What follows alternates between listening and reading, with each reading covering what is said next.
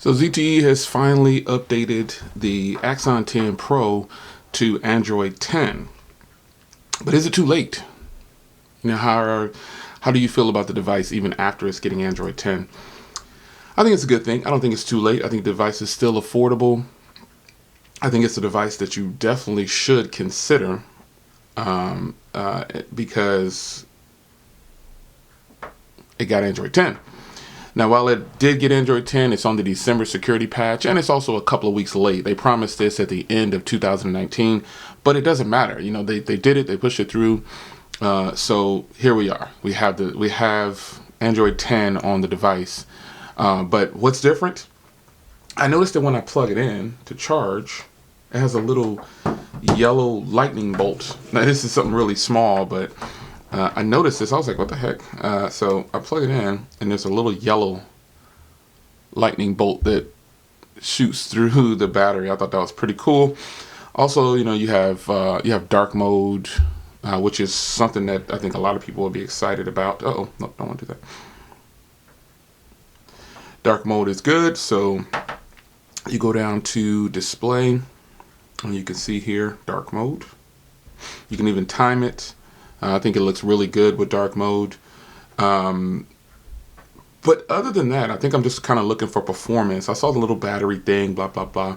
But everything in here, I'll flow through these and see if I can find something different. But I don't know that I'll find anything different. ZTE has always had, a lot of gestures and stuff already on the phone, just based on who they are. And I do have the navigation buttons turned on. But you can turn them off, and it gives you a little tutorial on what to do. But I turned them off because I wanted to navigate a lot faster. But that's nothing new. That Z Pop is still there. There's a smart cover, obviously you can see there, but I don't have a smart cover because the accessories were kind of lacking on this phone. They haven't really brought anything out. But the sad part is, this phone will probably get some attention, but it won't get the attention that it probably should get. I mean, and when I say that, I mean, this phone is only $500, at the most $550. This is an 8 gig, 256 gig model, and it's just, I've always said that it was a great phone. I still stand by that. It's blazing fast. Social media, everything is great on here. Nothing bad to say about it. I mean, it's a fast phone. Period. It's fast. Yep. It's really good.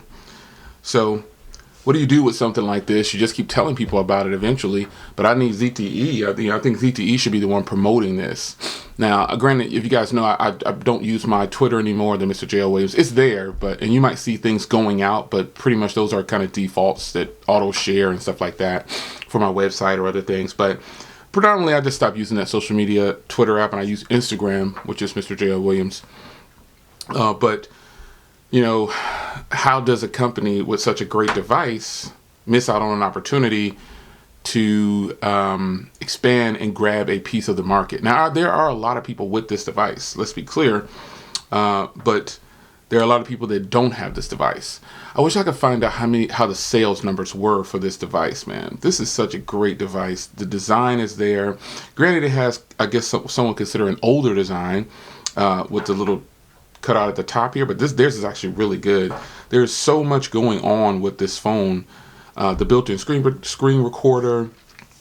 It's got Dolby Atmos, NFC. It's got everything. I mean, I don't know what the phone doesn't have. Doesn't work on Verizon officially. Doesn't work on Sprint officially. Doesn't work on Boost, Virgin, any of those. But some people have, in fact, said that they got it working on Verizon. But what is a phone? What do you need to do as a company to push a great device like this? Because this device is technically better than several phones. I've also recommended it over my OnePlus 7T, over the OnePlus 7 Pro, in that $500 price range. I think this is obviously the better option. It's got an SD card slot. It's got great cameras, man. These cameras are better than the OnePlus 7T pretty much overall. Most phones can beat out the OnePlus 7T and the OnePlus 7 Pro. That's their weakest points, but OnePlus devices are fast, but this device is fast. And it's got a low price point. So what else do we need? You know, what are we missing for this phone? I don't know. But hopefully they sell a bunch of these, man. And hopefully you guys get to experience this. Man, this phone is good.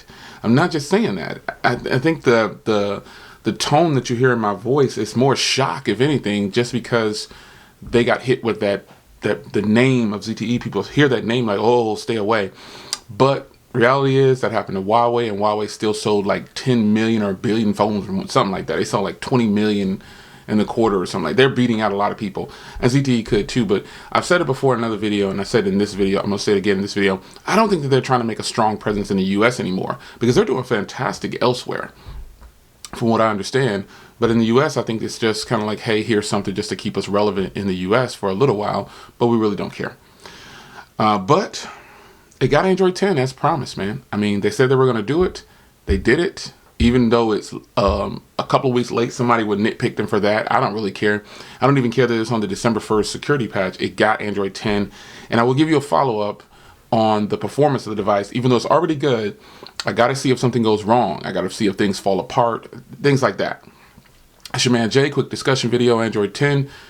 What do you guys think? Today is January 17th, 2020.